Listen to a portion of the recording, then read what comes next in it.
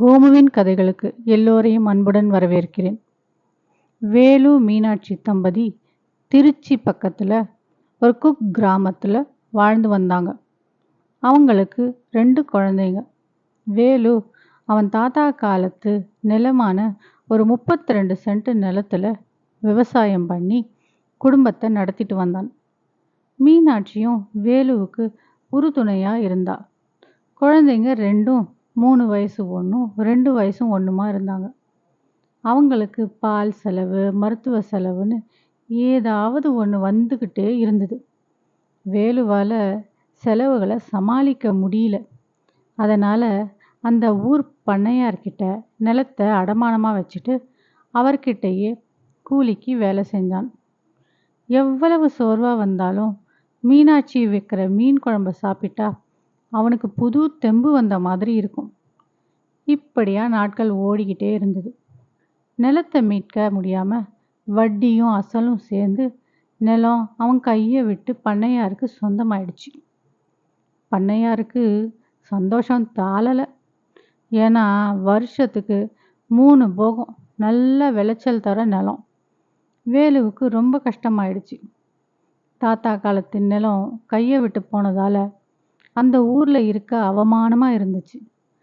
பண்ணையாரும் வேலை அதிகம் வாங்கிட்டு கூலி ரொம்ப கம்மியாக தான் கொடுத்தாரு. வேலு மீனாட்சி கிட்ட, நம்ம இந்த ஊரை விட்டு சென்னப்பட்டணத்துக்கு போய் அங்கே ஏதாவது கிடைக்கிற வேலையை செய்யலாம்னு இருக்கேன். நாம் இங்கே இருந்து அந்த பண்ணையாருக்கு வேலை செஞ்சு அவமானப்பட வேண்டாம். நம்ம செஞ்ச வேலைக்கு கூலி கொடுக்க கூட யோசிக்கிற அவர்கிட்ட இருந்து விடுதலை கிடைச்சா போதும்னு இருக்கு என்றான். மீனாட்சியும் சரி, நம்ம குடிசையை யாருக்காவது விற்றுட்டு அந்த பணத்தை எடுத்துட்டு போகலாம்னு சொன்னான். தெரிஞ்ச ஒருத்தருக்கு அந்த குடிசை வீட்டை நியாயமான விலைக்கு விற்றுட்டு அந்த பணத்தை எடுத்துக்கிட்டு சென்னைக்கு குடும்பமாக புறப்பட்டான் வேலு. ஒரு ஒண்டி கொடுத்தனத்தில் வீட்டை பார்த்து அங்கே குடியேறினாங்க. 2 பேருக்கும் என்ன வேலை செய்கிறது, எங்கே போய் கேட்குறதுன்னு ரொம்ப யோசனையாக இருந்துச்சு. பக்கத்து போர்ஷனில் பெரியாள் வேலை செய்கிற மணிகண்டன் வேலுவுக்கு சித்தாள் வேலை வாங்கி கொடுத்தான். வேலுவும் அவன் கூட வேலைக்கு போயிட்டு வந்தான். ஒரு நாள் 1 கிலோ மீன் வாங்கிட்டு வந்து மனைவியை மீன் குழம்பு வச்சு அக்கம் பக்கத்தில் இருக்கிறவங்களுக்கு கொடுக்க சொல்லி வேலு சொன்னான். மீனாட்சியும் மீன் குழம்பு செஞ்சா. அவள் வைக்கும்போதே வாசனை நல்லா இருக்குன்னு எல்லாரும் சொன்னாங்க. சாப்பிட்டு பார்த்துட்டு, இவ்வளவு ருசியாக நாங்கள் இது வரைக்கும் சாப்பிட்டதே இல்லை. இனிமேல் எப்போ செஞ்சாலும் எங்களுக்கும் சேர்த்து செய்யுங்கக்கா, அதுக்கான பணத்தை நாங்கள் கொடுத்துடுறோம்னு சொன்னாங்க. மீனாட்சிக்கு சந்தோஷம் தாளலை. இவங்க சொல்கிறத கேட்ட வேலுவுக்கு ஒரு யோசனை வந்தது. மனைவி மீனாட்சி கிட்ட அதை பற்றி சொன்னான். மீனாட்சி, நாம் ஏன் ஒரு தள்ளுவண்டி வாங்கி இட்லி மீன் குழம்பு விற்கக்கூடாது? உன்னுடைய மீன் குழம்பு எல்லாருக்கும் பிடிச்சிருக்கு. இந்த சித்தாள் வேலை நிரந்தரம் இல்லை.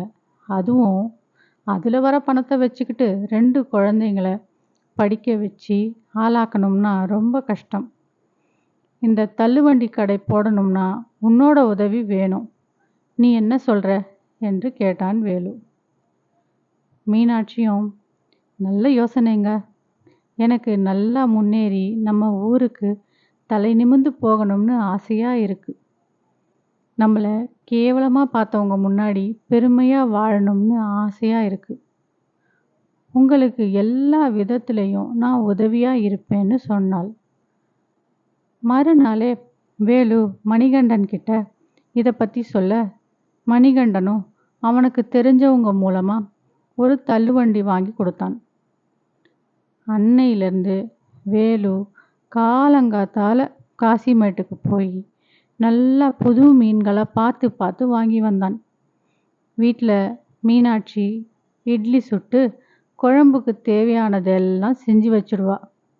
மீன் வந்ததும் புருஷனும் பொண்டாட்டியுமா சேர்ந்து அதை சுத்தம் செஞ்சு குழம்பு வச்சு சுத்தமான புது பாத்திரத்தில் போட்டு தள்ளு வண்டியில் வச்சு மெயின் ரோட்டில் விற்க போனாங்க. குழந்தைங்கள பக்கத்து வீட்டில் ஒரு 2 மணி நேரம் பார்த்துக்க சொல்லிட்டு போய் வியாபாரம் பண்ண போனாங்க. முதல் ஒரு வாரம் வியாபாரம் டல்லாக தான் இருந்தது. மீதமானதை அக்கம் பக்கத்தில் கொடுத்து அவங்களும் சாப்பிட்டாங்க. அடுத்த வாரத்துல இருந்து வியாபாரம் நல்லா சூடு பிடிக்க ஆரம்பிச்சது. போன 1 மணி நேரத்தில் மொத்தம் விற்று வீட்டுக்கு திரும்பிடுவாங்க. மீனாட்சி சொன்னா, "எங்க இட்லி கூட இடியாப்பமும் போடலாமா?" வேலுவும், "நல்ல யோசனை தான் மீனாட்சி, உன்னால் முடியுமான்னு கேட்டான். இல்லை, மணிகண்டன் அண்ணனோட மனைவி துர்கா உதவுறதா சொன்னாங்க, அதுக்கான பணத்தை அவங்களுக்கு கொடுத்துடலாம்னு சொன்னா மீனாட்சி. வேலுவும் சரின்னு ஒத்துக்கிட்டான். மறுநாளில் இருந்து இட்லி, மீன் குழம்பு, இடியாப்பம், தேங்காய் பால்னு விற்றாங்க. அவங்க எதிர்பார்த்ததை விட வியாபாரம் நல்லா போச்சு. மெல்ல மெல்ல ராத்திரியிலையும் கடை போட ஆரம்பித்தாங்க. பணம் கையில் தங்க ஆரம்பிச்சது. வேலுவுக்கு சந்தோஷம் தாளலை. வீட்டில் எல்லாருக்கும் நல்ல துணிமணி, மீனாட்சிக்கு கொஞ்சம் நகைன்னு வாங்கி கொடுத்தான். வியாபாரம் நல்லா போக கொஞ்ச நாள்லையே மெயின் ரோட்டில் ஒரு கடையை வாடகைக்கு எடுத்தான். அதுக்கு வேலு மெஸ்ன்னு மீனாட்சி பேர் வச்சா. மணிகண்டனும் கட்டட தொழிலை விட்டுட்டு வேலு கூட சேர்ந்து மெஸ் வேலையை பார்க்க ஆரம்பித்தான். கூட வேலைக்கு ஆளுங்களை சேர்த்துக்கிட்டாங்க. வியாபாரம் நல்லா சூடு பிடிக்க ஆரம்பிச்சது. மீனாட்சியும் அக்கம் பக்கத்தில் குடியிருந்தவங்களை வேலைக்கு சேர்த்து அவங்களுடைய வாழ்க்கை தரம் உயர உதவி செஞ்சா. அடுத்ததாக ஒரு பெரிய ஹோட்டல் விலைக்கு வர வேலு அந்த ஹோட்டலை வாங்கி வேலு மெஸ்னு பேர் வச்சு தொழிலை அபிவிருத்தி செஞ்சான். வேலு, மணிகண்டன் அங்கே குடுத்தனம் இருந்த எல்லாருடைய வாழ்க்கை தரமும் உயர்ந்து படிப்படியாக 4-5 ஹோட்டல்களை சென்னையில் முக்கியமான ஏரியாவில் எல்லாம் திறந்தான். ஒரு பெரிய இடத்த வாடகைக்கு எடுத்து ஆளுங்களை வேலைக்கு சேர்த்து மொத்த ஹோட்டலுக்கும் ஒரு சில முக்கியமான உணவான மீன் குழம்பு, கறி குழம்பு, பிரியாணின்னு ஒரே இடத்துல செஞ்சு சப்ளை பண்ண ஆரம்பித்தாங்க. கல்யாண ஆர்டர், காது குத்துன்னு முக்கியமான விசேஷங்களுக்கும் செஞ்சு கொடுக்க ஆரம்பித்தாங்க.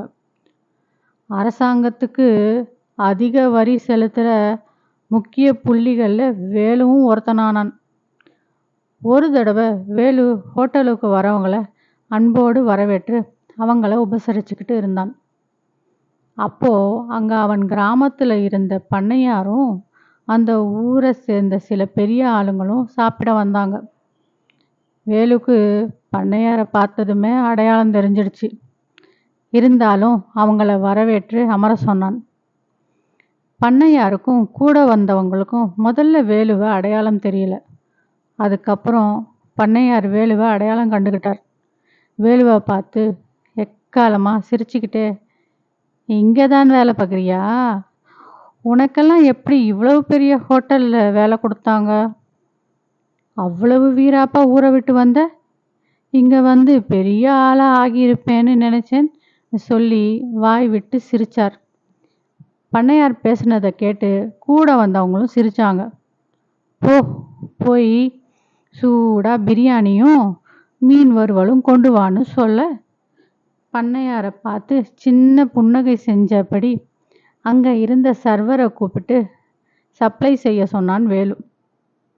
உடனே பண்ணையாருக்கு கோபம் வந்துடுச்சு. "நான் உன்கிட்ட தானே சொன்னேன், நீ என்ன அவனுக்கு வேலை சொல்கிற? போய் நீயே எடுத்துக்கிட்டு வா, இல்லைன்னா இந்த ஹோட்டல் முதலாளிக்கிட்ட சொல்லி உன் சீட்டை கிழிச்சிடுவேன்னு பண்ணையார் கத்த, அங்கே வந்த மேனேஜர் வேலுவை பார்த்து, "சார், எதுவும் பிரச்சனையான்னு?" கேட்க வேலு அமைதியாக சிரிச்சுக்கிட்டே, "ஒன்றுமில்ல, அவங்க கேட்குறத கொடுங்கன்னு சொல்லிட்டு அந்த இடத்த விட்டு போக, பண்ணையாருக்கு இன்னும் கோபம் அதிகமாக மேனேஜர்கிட்ட, "நான் இந்த ஹோட்டல் முதலாளியை இப்போவே பார்க்கணும், போய் அழைச்சிட்டு வா" என்று சொல்ல, இவ்வளவு நேரம் இங்கே நின்று பேசிக்கிட்டு இருந்தாரே, அவர்தான் எங்க முதலாளி, எதுவும் சொல்லணுமா என்ற மேனேஜரை பார்த்தபடியே பேச வார்த்தை இல்லாம அப்படியே உட்கார்ந்துட்டார் பண்ணையார். வேலுவுக்கு செல்வம் சேர சேர தலைகணத்துக்கு பதில் பக்குவமும் தன்னடக்கமும் அதிகமாக வெற்றி அவன் காலடியிலேயே தஞ்சமடைந்தது. நன்றி.